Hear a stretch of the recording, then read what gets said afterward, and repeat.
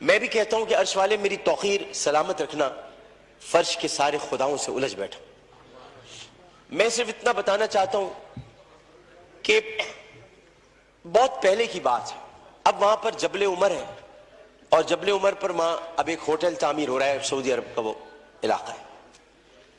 ایک آدمی رسول کریم صلی اللہ علیہ وآلہ وسلم کے پاس آیا، اس نے آ کر کہا کہ یا رسول اللہ مجھ سے بہت بڑا گناہ ہو گیا۔ تو آپ نے فرمایا کب ہوا؟ کہ اسلام لانے سے قبل ہوا۔ آپ نے فرمایا کہ ٹھیک ہے، اب تم اسلام لے آئے ہو، تمہارے سارے گناہ اللہ نے معاف کر دی۔ اس نے کہا آپ میری بات سن لیجئے رسول اللہ، میں آپ سے بات کرنا چاہتا ہوں، اپنے دل کا بوجھ ہلکا کرنا چاہتا ہوں۔ آپ نے کہا کہو تم کیا کہنا چاہتے ہو؟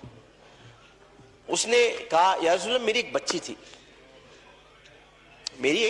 تھی، اور میں اس بچی کو جب وہ 5 سال کی ہوئی تو میں اس بچی کو کہا میں چلو تمہیں جنگل لے کے چلتا ہوں، اور میں اس کو لے کر چلا۔ جناب اسپیکر توجہ چاہوں گا، میں اس کو جنگل لے کر چلا۔ اب میں اس لیے لے کر چلا کیونکہ میری عزت پر حرف آ رہا تھا کہ میرے گھر بچی کیوں پیدا ہوئی۔ نبی کریم بہت غور سے سن رہے تھے، صحیح بخاری اور صحیح مسلم میں اس حدیث کو بیان کیا، ترمذی شریف میں بہت تفصیل کے ساتھ۔ تو انہوں نے بہت توجہ سے سنا اور کہنے لگا، میں جنگل میں لے کے گیا، پھر میں نے ایک گڑھا کھودا۔ گڑھا کھودنے کے بعد میں نے بچی سے کہا اس میں لیٹ جاؤ۔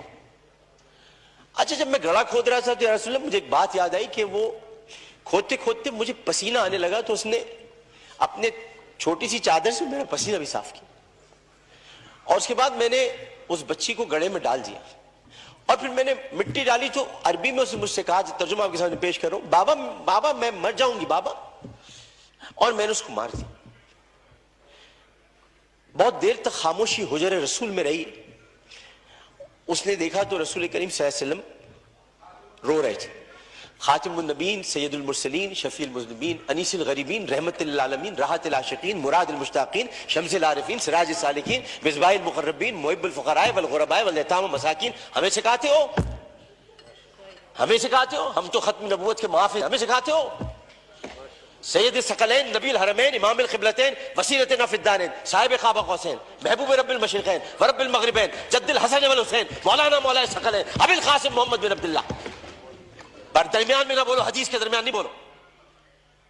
اس کے بعد نبی کریم صلی اللہ علیہ وسلم نے یہ کیا کہ ان کے زار و قطار آنسو بہنے لگے، اور انہوں نے کہا کہ قسم اس پروردگار کی جس کے قبضے میں محمد کی جان ہے صلی اللہ علیہ وسلم، اگر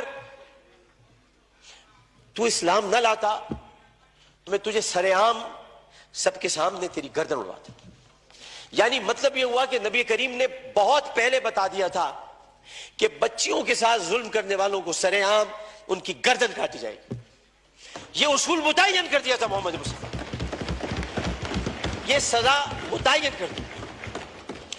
ظلم کرنے والا جناب اسپیکر کوئی صنف نہیں رکھتا، خدا کے لیے اسے مرد نہ کہے، خدا کے لیے اسے عورت نہ کہے۔ ظالم کی صنف نہیں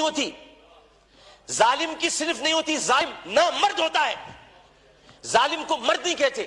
میرے بھائی نے کہا ہے فیصل بارڈر نے میں نامرد بنا دوں گا، ارے وہ تو ہے ہی نامرد، جو عورتوں کی عزت لوٹتے انہیں کیا نامرد بناؤں، وہ تو ہے ہی نامرد۔ ہم ظالم کی صنف مقرر کر کے معاشرے کو پھر تقسیم کرتے ہیں۔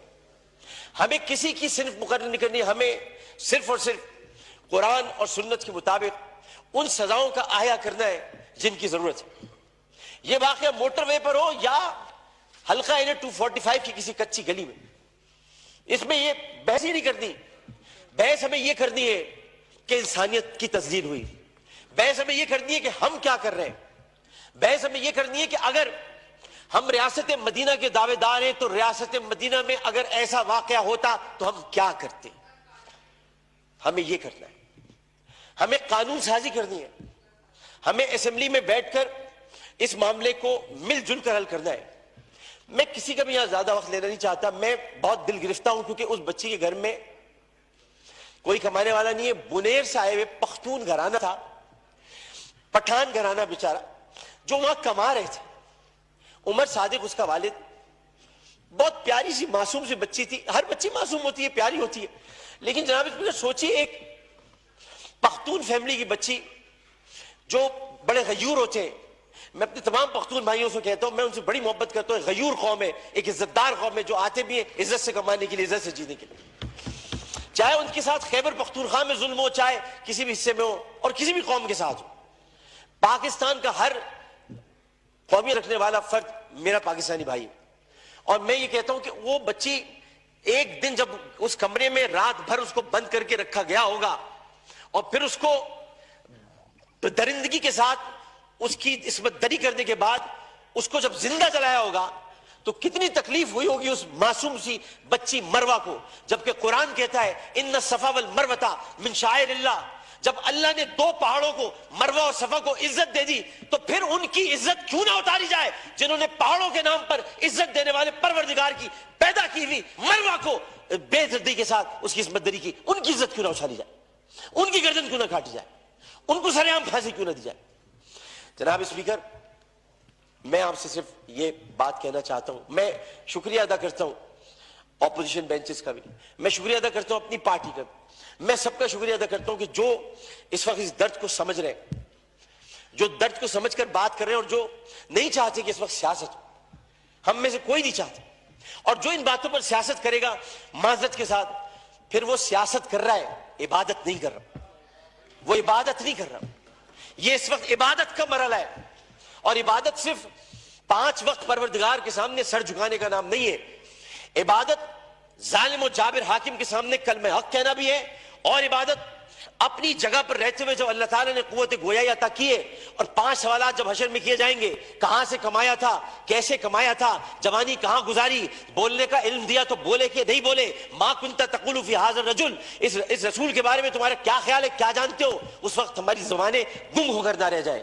اس لیے ہمیں اپنی اپنی جگہ پر رہتے ہوئے اس کو عبادت سمجھ کر اپنا حق ادا کرنا ہے. میں اتنا کہنا چاہوں گا آخر میں, جناب اسپیکر, میں اس ایوان سے ہاتھ جوڑ کر مطالبہ کرتا ہوں, بحیثیت ان کا ساتھی, بحیثیت رکن قومی اسمبلی, انہی کا ساتھی, انہی کا بھائی ہوں, اپنی بہنوں کا بھائی ہوں, اپنے جو ہمارے اپوزیشن والے ان کی بہنوں کا بھائی ہوں. صرف اتنا کہنا چاہتا ہوں کہ اس اسمبلی میں ہم پتہ نہیں کب رہے, کب تک رہے, کیا رہے, ہمیں نہیں پتا, لیکن ہم جتنے دن بھی رہے, یہ اسمبلی ایک تاریخ بن جائے کہ ہم نے, یہ اسمبلی نے قرارداد منظور کی تھی اور بل بنایا تھا کہ بچیوں کو میں ہر قتل کی بات ہے, بچیوں کی عصمت دری کرنے والوں کو سر عام سزائے موت دی جائے.